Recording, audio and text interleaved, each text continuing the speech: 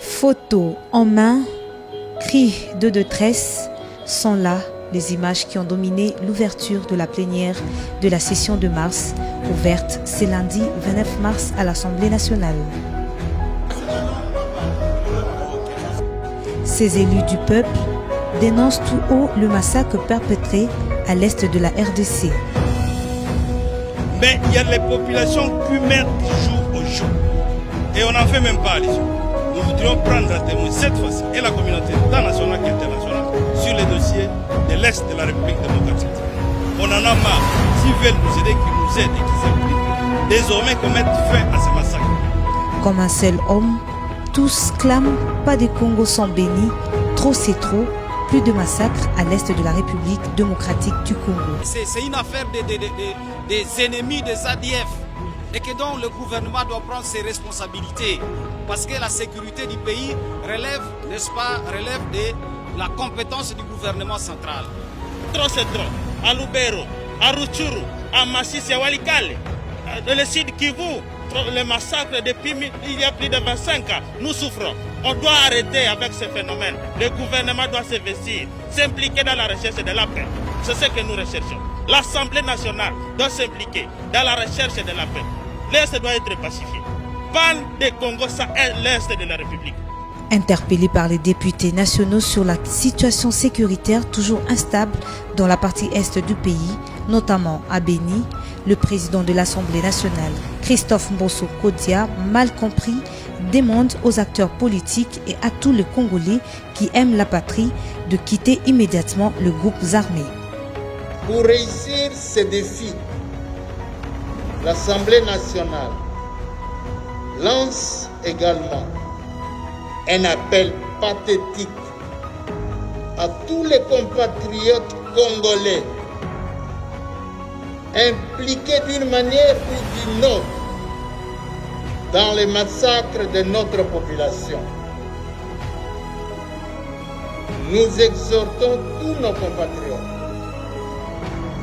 congolais qui collaborent de près ou de loin avec les groupes armés et les groupes terroristes toujours actifs à l'est de notre pays, de les quitter définitivement pour prouver leur attachement à la patrie et leur amour à notre peuple.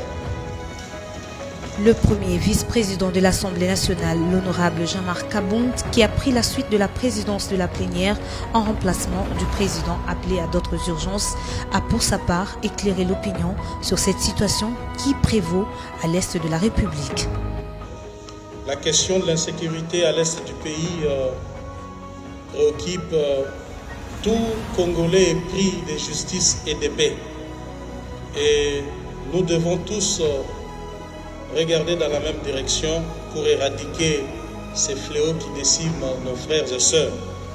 Mais je voudrais tout de même expliciter, parce que j'ai entendu dans la déclaration que le président de l'Assemblée aurait demandé aux honorables députés de l'Est de quitter les groupes armés.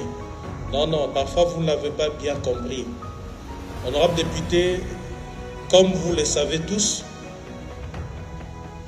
la situation de l'Est plonge et va dans tous les sens. Chaque personne a son interprétation.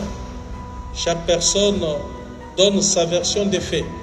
Mais tout simplement, nous interpellons à tout Congolais de s'intéresser sur cette question.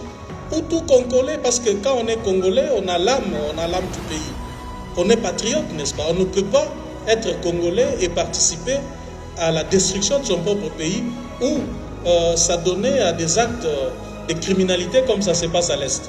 Toute personne, acteur politique, acteur de la société civile, militaire, qui serait derrière tout ce qui se passe à l'Est, de se retirer.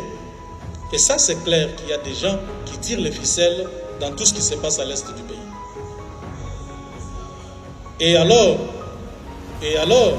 tout ce que nous disons, c'est que demain, lorsque les gens seront interpellés, votre bureau ne sera pas là pour protéger qui que ce soit.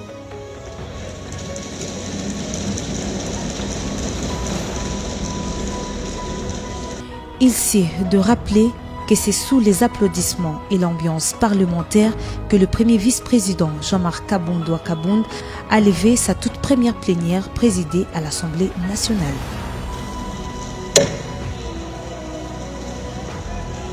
Honorables députés, chers collègues, nous avons ainsi terminé avec notre ordre du jour.